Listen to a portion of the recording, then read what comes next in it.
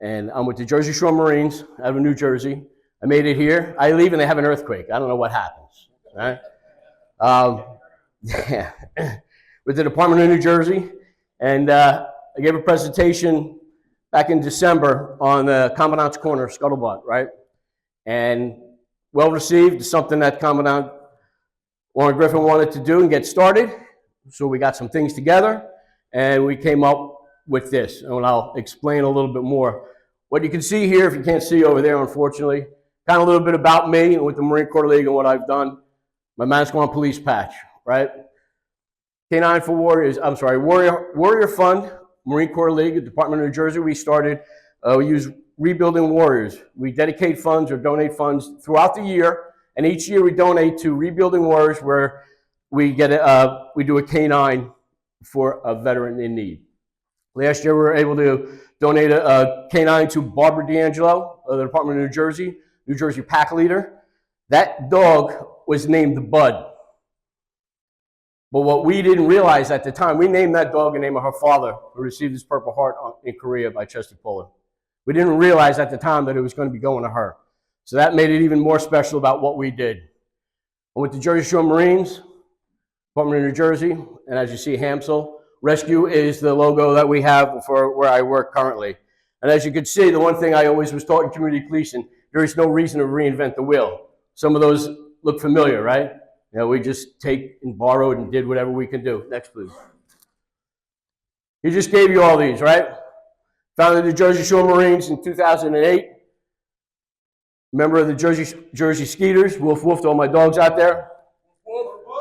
I was the past National Public Relations Chair. I was also the past Chief of Staff for the Department of New Jersey for 2 commandants. Past District Vice, and all those other fun stuff, and I wear pretty collars, okay? Currently, I work for recovery centers at Raritan Bay as a treatment advocate. What is a treatment advocate? A treatment advocate is someone who promotes the business and helps people get into recovery, okay? So with first responders, you know, I have a background of peer support when I worked for Rutgers. I worked with veterans and I worked with law enforcement. And then when this came along, it was something that I felt that I was meant to be, was right place, right time, okay?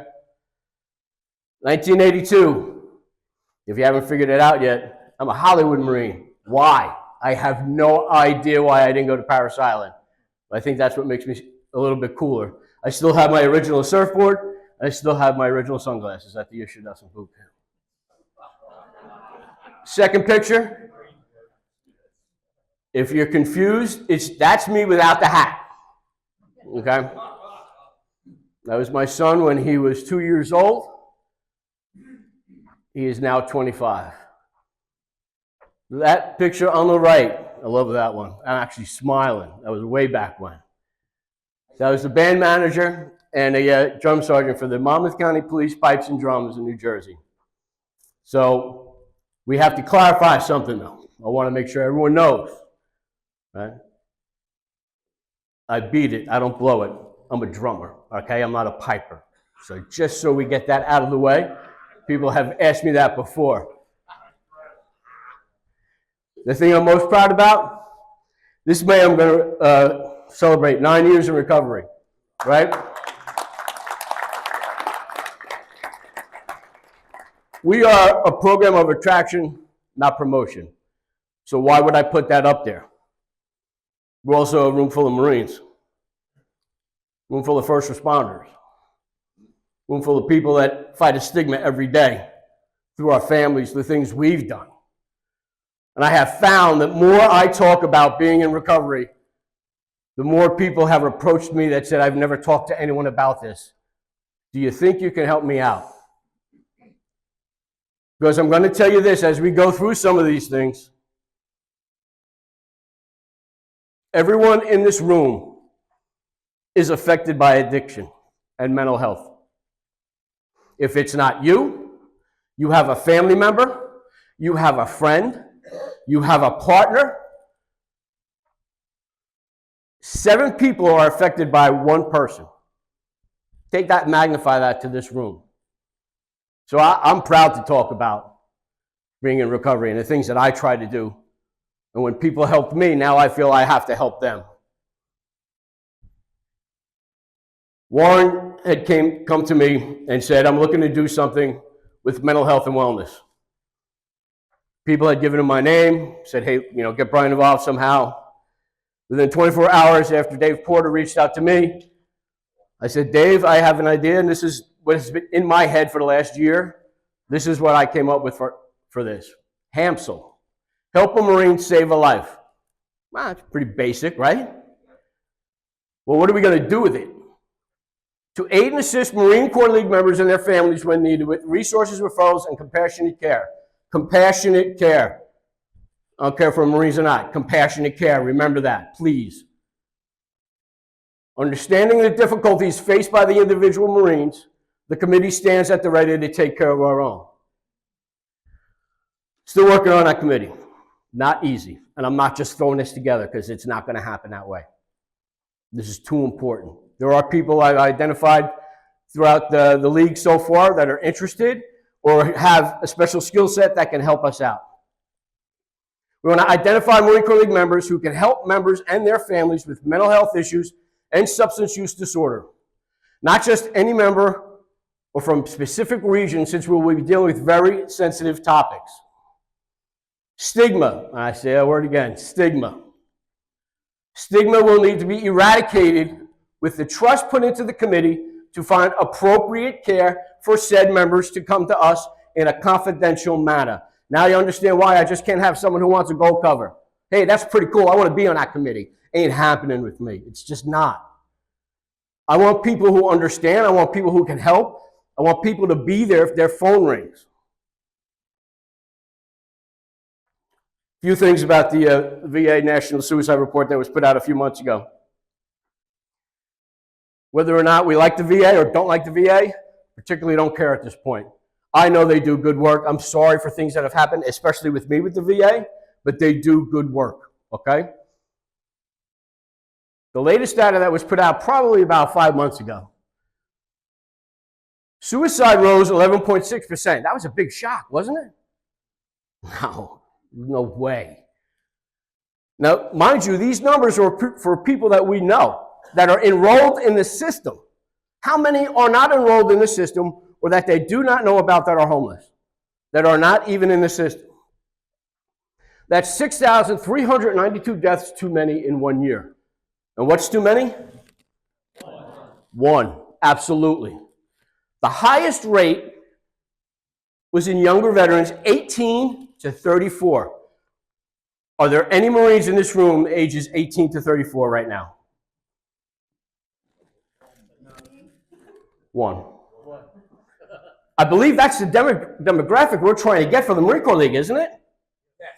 Not represented in the room, but sure as hell represented in suicide, right? What are we not doing for our veterans and for our Marine Corps League members or Marine Corps members? The most common issue reported, chronic pain. Who would have thought of that one? 55% chronic pain. Veterans that didn't seek VA health care had a higher rate and increase in suicide. 62% in males, 95% in females. Is that kind of outstanding to you? Does that kind of like scream at you? 95% in females.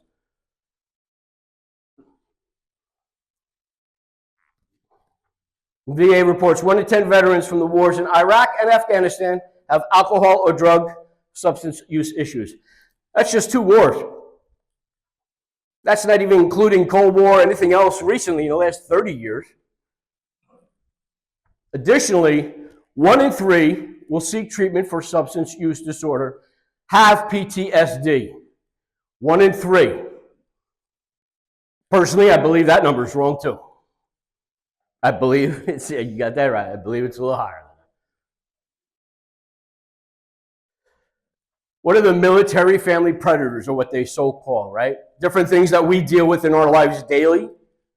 Anger, alcoholism, workaholic, cynicism, love triangles, mental health, leads to depression, leads to suicide. Some of these things you're going to see, and they may or may not affect you. right? I pray that they do not. But I know better, unfortunately. I've seen it, and we have all dealt with it. What are we going to do with it? Question, persuade, refer is suicide awareness and prevention, okay? QPR. A lot of people don't understand it. A lot of people don't want to talk about it. A lot of people don't want to get anywhere near it. Today, we're going to scratch that surface, okay? And I say scratch that surface.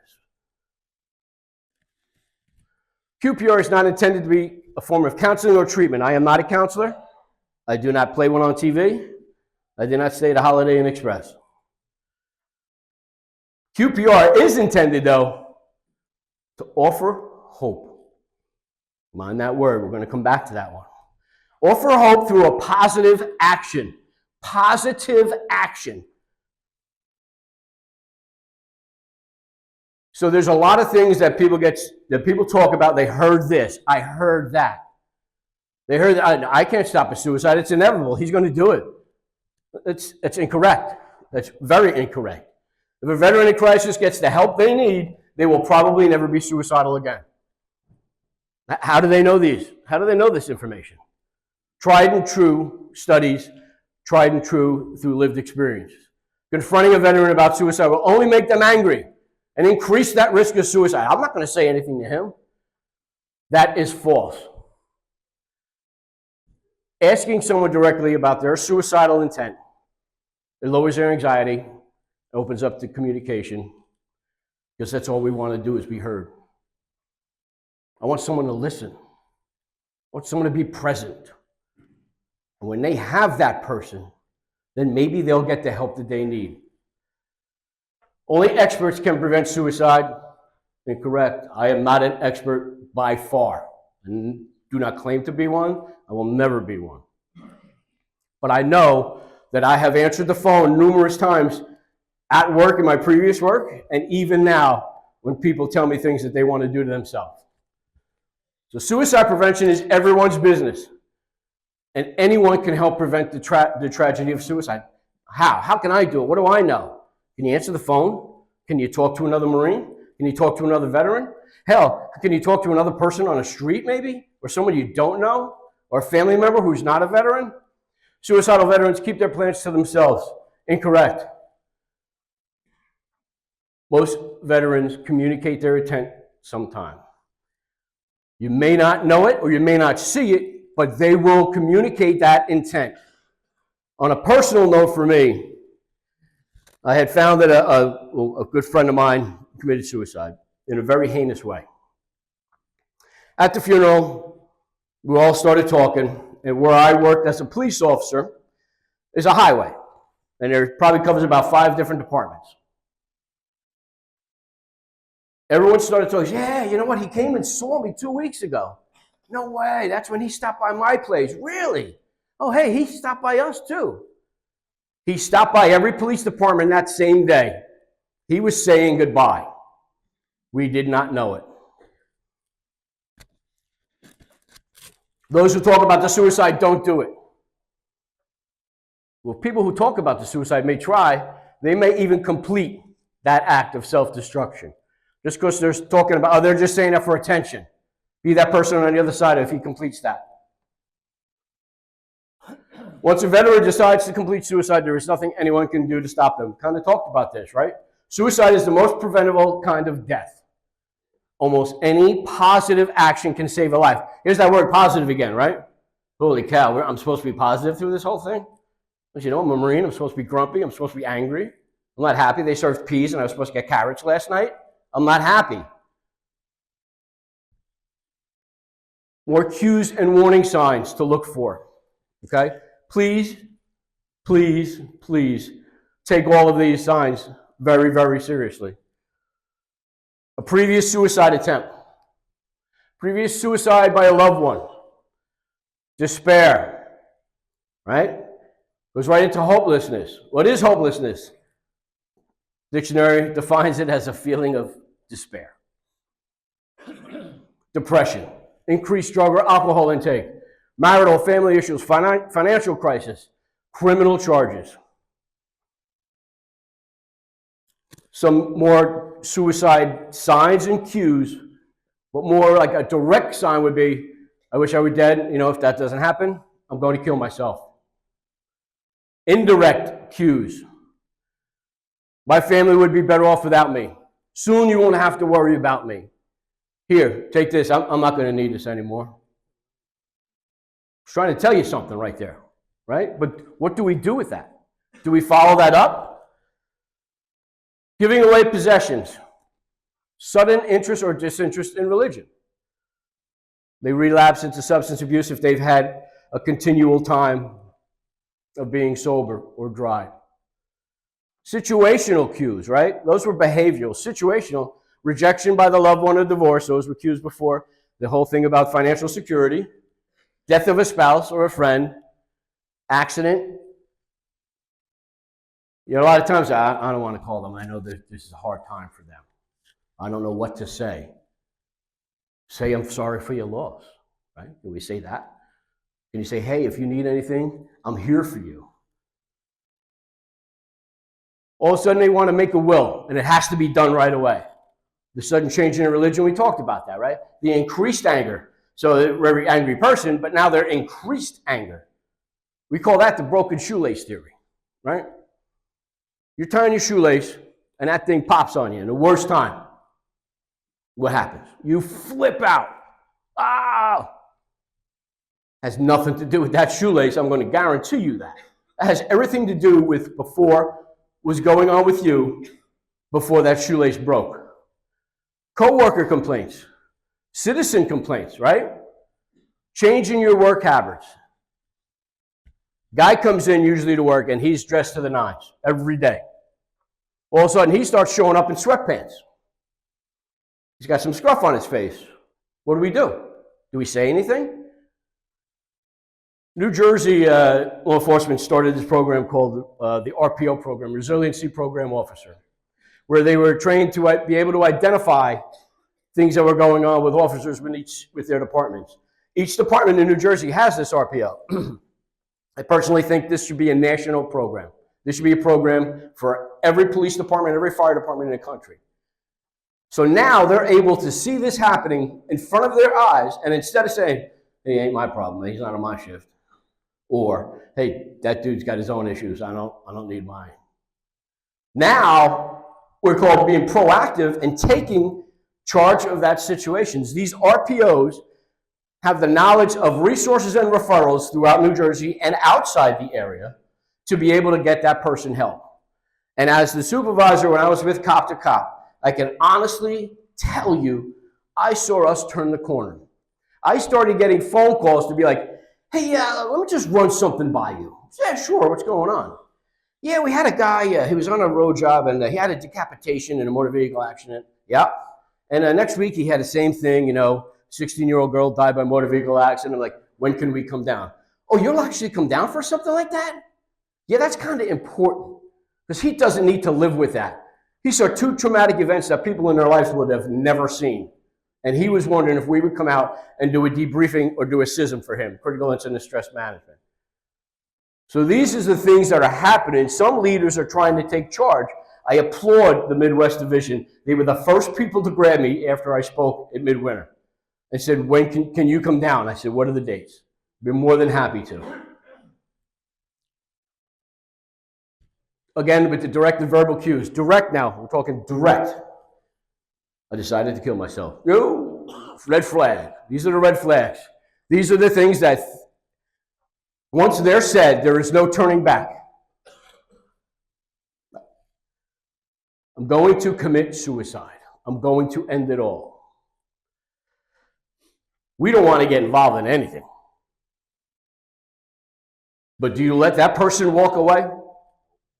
Do you tell someone? What happens if that person walks away?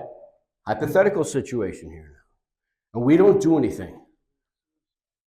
How are you going to feel if something happens to that individual? As leaders, as veterans in the community, and what we do for the Marine Corps League, it is our duty to take charge of this situation. It is our duty to know what to do with people like this, with our veterans, with their family members. Because the worst thing we can do when someone calls us is like, hey, bro, I don't know what to do. Instead of saying, you know what? Let me make a phone call. When you stay with me, I know someone who can help us. More indirect. My family would be better off without me. Soon you won't have to worry about me. They'll be sorry. Oh, they'll be sorry, all right. I can't take it much longer. Hey, what can't you take? What's going on? Right? Conversations, communication. We just talked about the communication, right? I'm tired of this. Who cares? Nobody cares if I'm around. I just want out. I just want out. I won't be around much longer.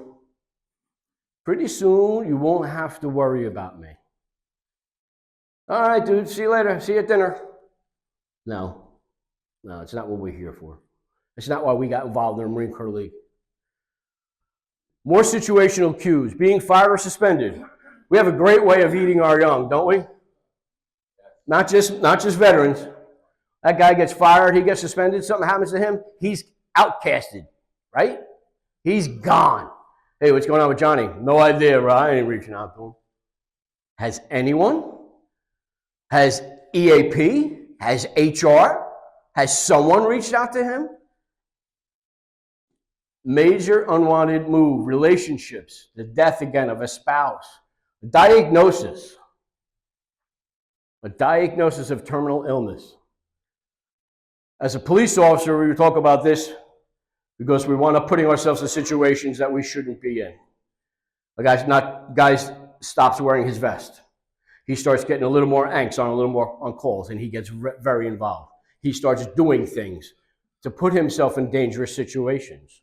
The veteran is the same way. Sudden, unexpected loss of freedom, punishment. The financial security is the third time I talked about financial security. As you sit in this room here today, think about it if you didn't get your pension check or you didn't get your VA check or you didn't get money coming in.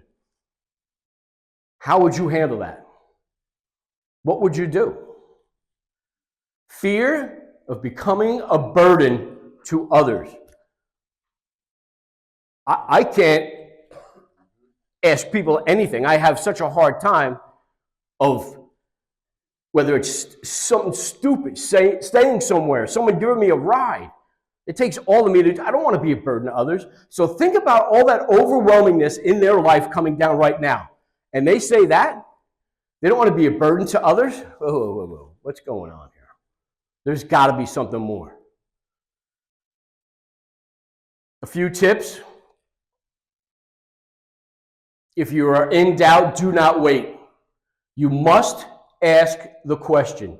You must. Talk to the person in a private setting. You're not going to grab me after the meeting. Hey, you all right? Everything's good? With 20 people around, because he's not going to say anything. Have some compassion. We talked about that in the beginning. The compassionate care. Allow them to talk freely. Give yourself time. Be present. Can we be present? Do we allow ourselves to be present? I've learned when I'm always in my head and someone says to me, where are your feet? Like, well, my feet are right here. It's like, well, that's where you need to be then too. Because I can be talking to someone and going to say, hey, how's it going? Oh, that's good. No shit, huh? Oh, okay. Be good. Take care. Am I present? I might have been standing 2 inches from them, but I wasn't present. I was somewhere else. I'm wondering what time it was. I'm wondering what am I getting for lunch? I'm not present. So if you can't block everything out and be present, find someone who can. Please. Have the resources handy. Phone numbers, a counselor's name, any information that help. Right? We haven't done anything like this before. Some other veteran service organizations are finally starting to do some stuff. But what do we, we're doing it. Does anyone have, and I'm not looking for a show of hands, but does anyone know or have any mental health counselors available? Do they know of people who deal with the first responder community explicitly? Because you do not need to go to someone who has all these initials after their name and said, oh my God, you saw that in Vietnam? I don't know what to say. That's why you need to find these resources. And that, in a sense, is kind of like where HAMSAL came in, okay? HAMSAL comes into where we don't have all the answers. I'm in a fortunate position where I travel the country for my job, and I deal with a lot of mental health and a lot of recovery places, okay? And I know for a fact that I am not putting an active duty police officer or an active duty corrections officer in a recovery program with other people. Do you think that's good? Each place is different, and each person's journey is different, not just in recovery, but in our life.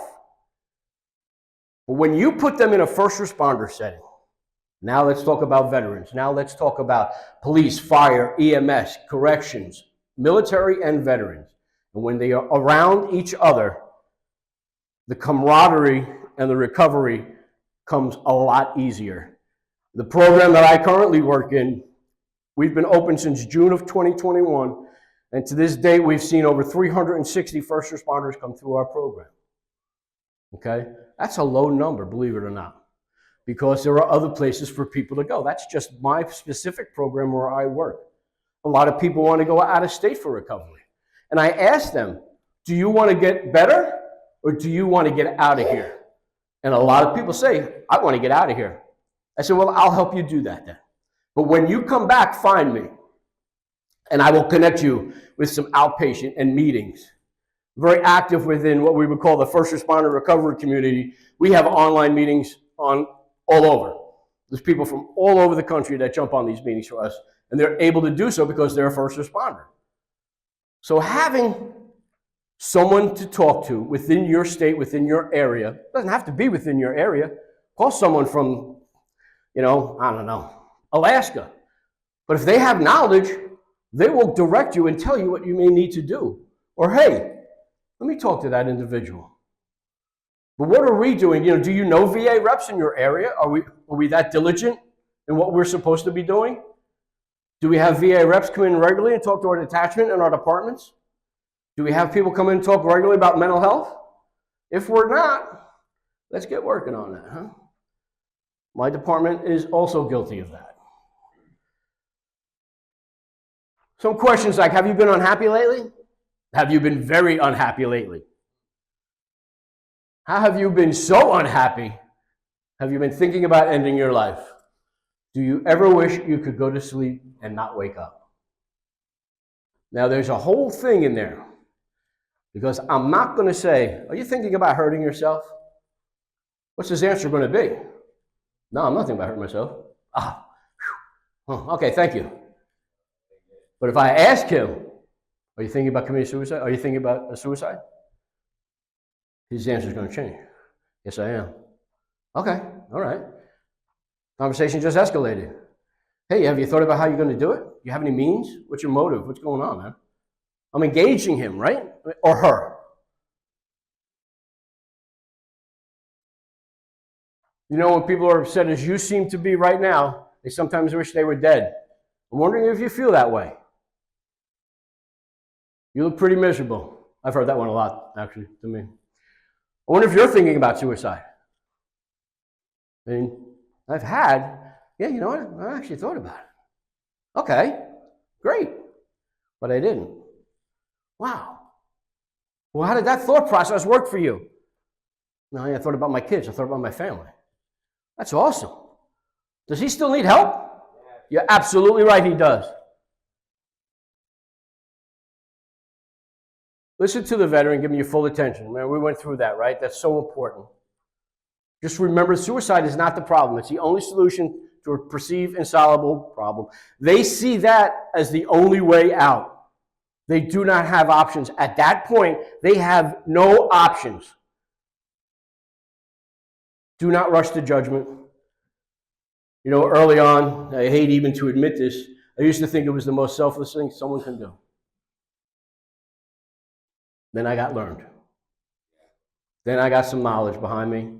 Then I had some great people helping me and working with me to teach me how to help other people, right?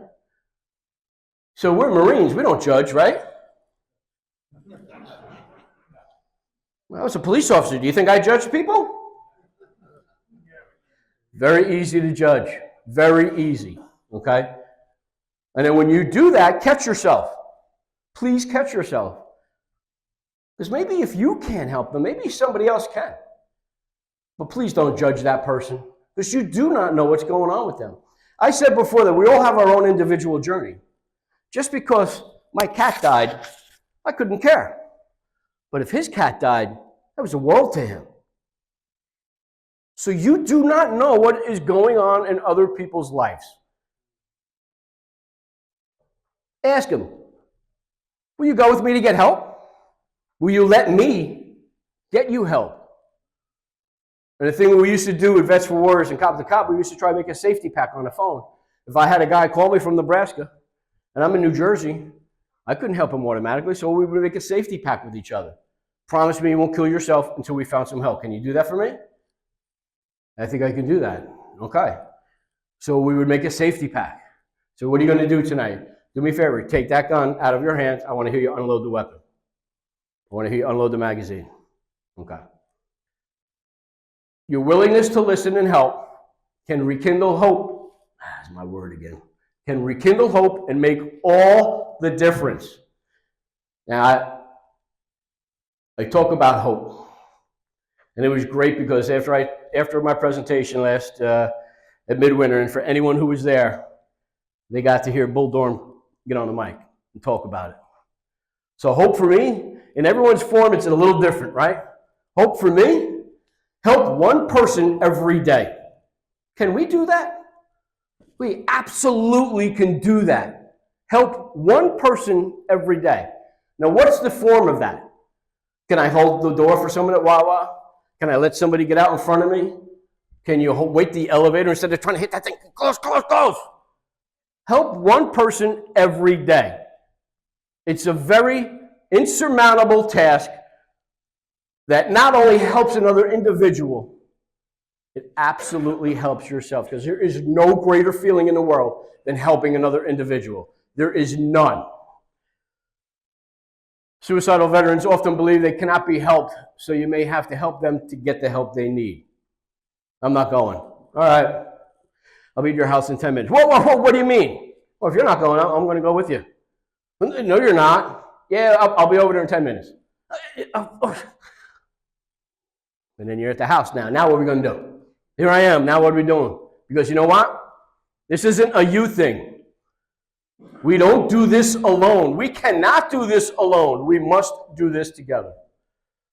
The next best referral is a commitment from them to accept help and then make any arrangements to get that help. Kind of like the process for someone who needs to go into recovery. They call me, they tell me they need help, they're ready, they've surrendered. And what I do is I call our mission center, which is like an operations center. And then they take all the information and they call the individual and they get them set up. They get the ride set up. They get their insurance information, they get their consents, ask them what's going on with them, and we set them up. But then we also keep in touch with them. But what I have found is when they call me and they're ready to go, I'm like, all right, dude, well, I'll get a car to you in about an hour. Oh, I didn't mean like right now. Well, when? When do you want to get help? Because I'm not going away now. I'm going to keep calling you. And now I got people on my side that are going to keep calling you too. The third best referral is give them the information, try to get a good faith commitment not to attempt suicide. Any willingness to accept help at this sometime, even in the future, is a good outcome, right? All depends on the situation. Each one is different depending on what they say.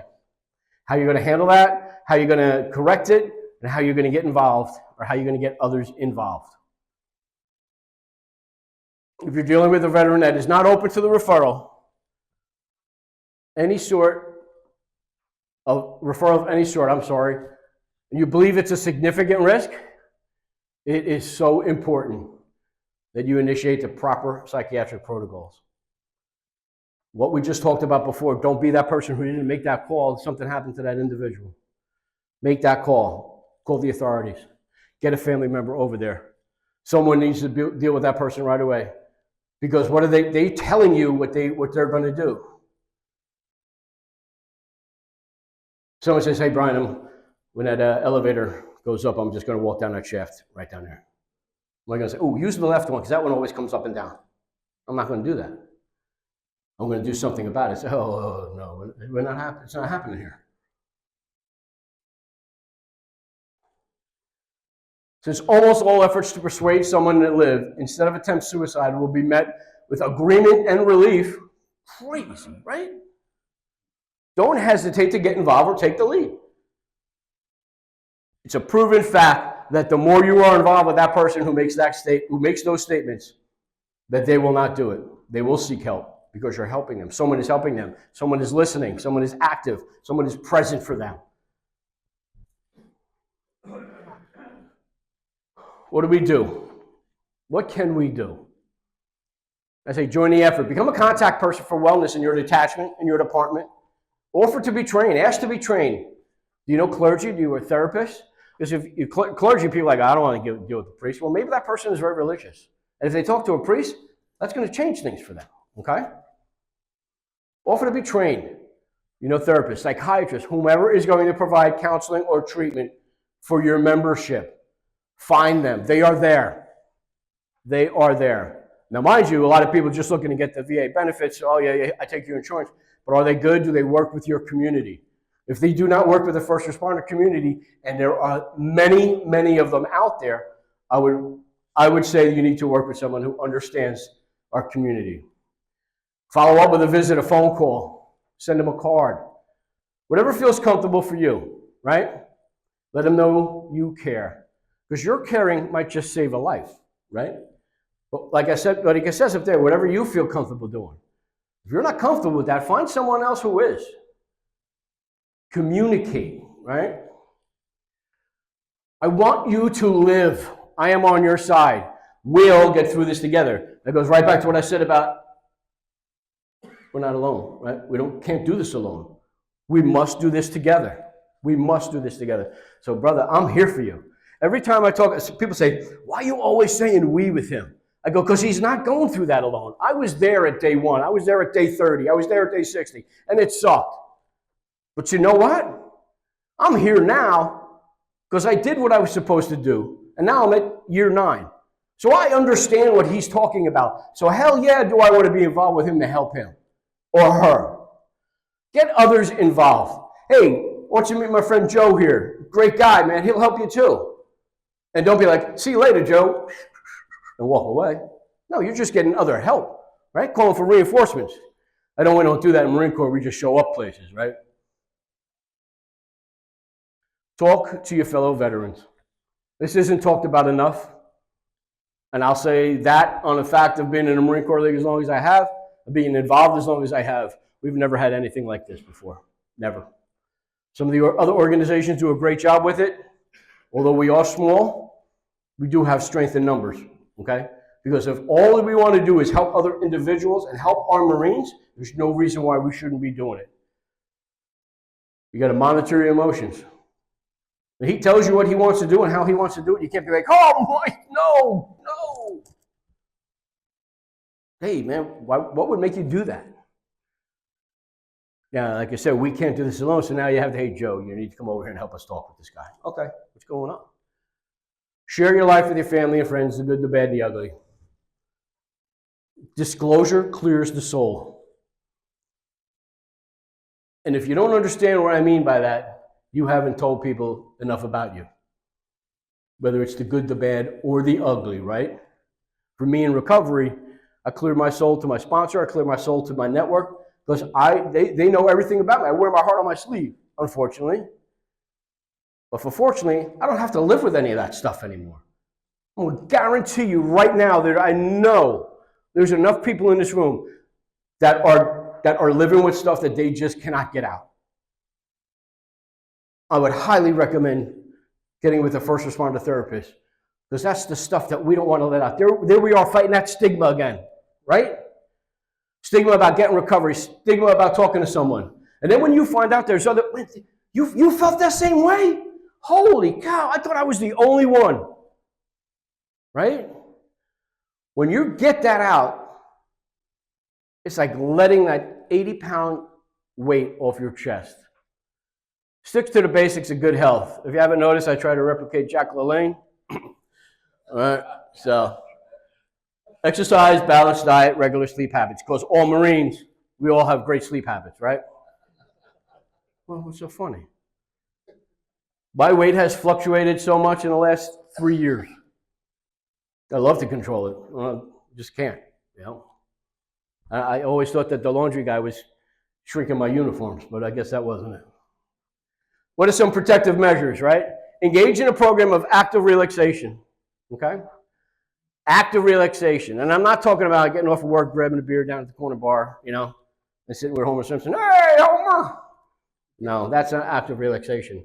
Yesterday, and I'm not like this, but yesterday afternoon, it was beautiful out. I took a walk. I don't know where the hell I was going. I took a walk down whatever area this was, took a walk down the main street. I found a barbecue joint, but that's besides the story. But I got out and I did something, right? I would have sat in my room for 18 hours yesterday, but I got out and I did something. This one I have difficulty with sometimes. Laugh as much as you can, particularly at yourself. Now, I can make fun of myself all day long. Matter of fact, I can make fun of you even longer, okay? Because we have that habit of doing it, right? We're sitting around a hospitality suite, smoking and joking with everybody. We like to have a lot of fun. But do we ever notice when we hit that guy's nerves? What do we do? No, man, I'm sorry. Man, I need to be pissed off. Keep going. Right? Well, what I have found, and I laugh at myself more now because I don't take myself serious. I always used to think I was, don't take yourself serious. Because these are what leads to these things with the mental health, right? They talk about self-esteem, right? Whether it's involved with this or not. A lot of people who say, well, I have no self-esteem, I have no confidence, right? I was always taught to have self-esteem, one must do esteemable things. What is that? Have you been out? Have you helped someone? Have you volunteered for an organization? And I'm not just saying throwing $20 in a can somewhere. Actively help someone. That's how you do esteemable things. That's how you build that self-confidence. Get involved with something that you believe in. It has to be bigger than yourself. Serve that higher purpose. I hate to mention it to some people, but Marine Corps League is bigger than us, okay? We serve our role, but there's a higher purpose, right?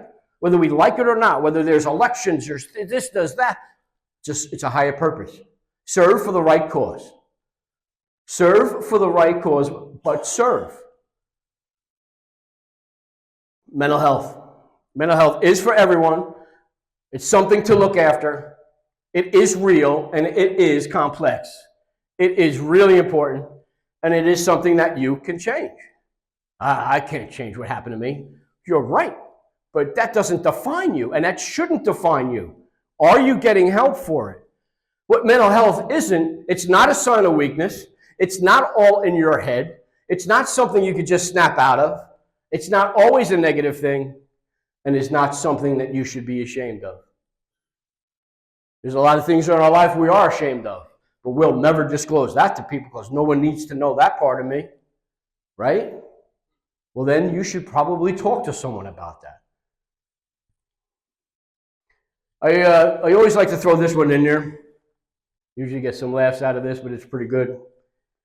But since it's my presentation, I put it in anyway.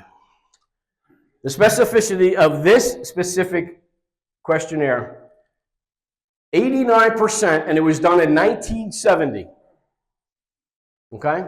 The Cage questionnaire. C, have you ever felt you could cut down on your drinking? Yes or no? A, have you ever been angry or annoyed by anything anyone said about your drinking? Yes or no? G, have you ever felt guilty about your drinking? Yes or no? And E, have you ever needed an eye opener?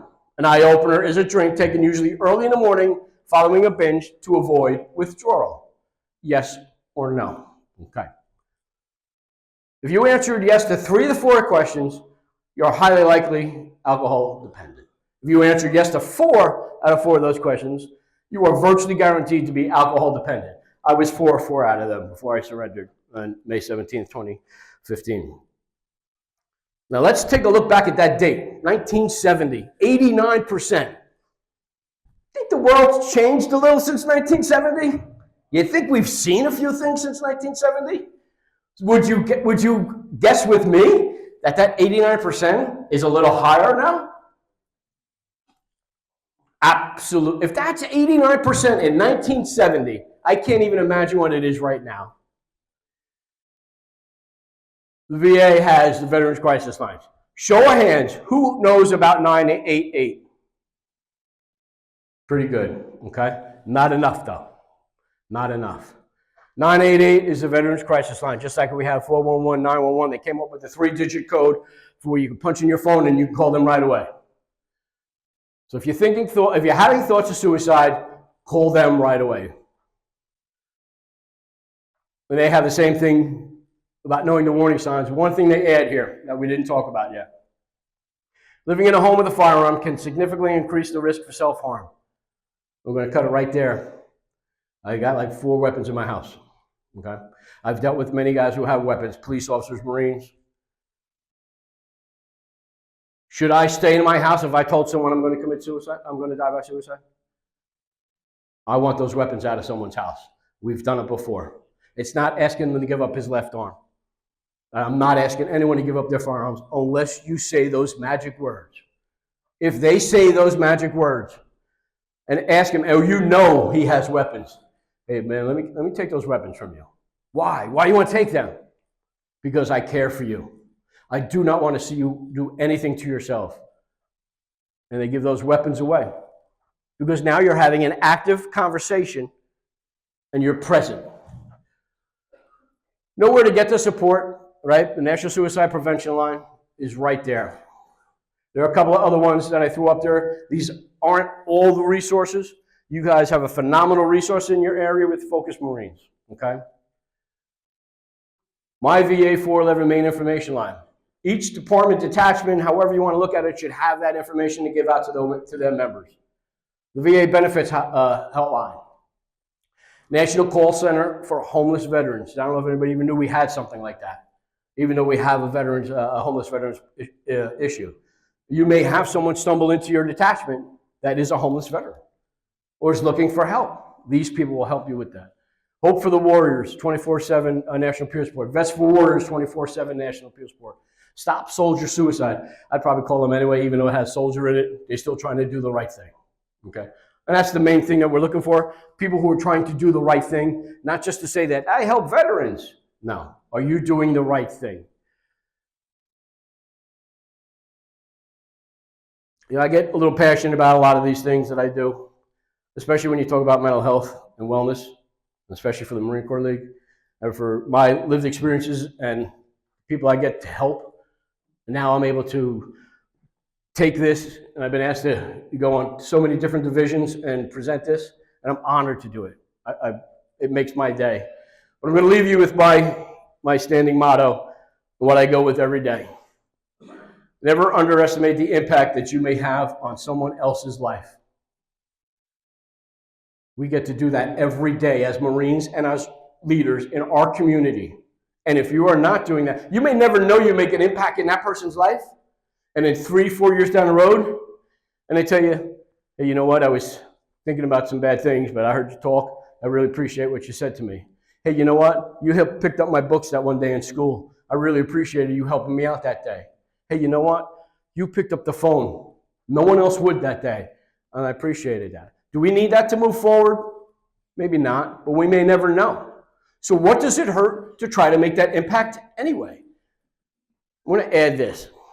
On Wednesday, a bunch of us from an organization I'm involved with back in New Jersey called Vet Work had an opportunity to see Kyle Carpenter. And if you have never seen him speak, I highly, highly recommend it.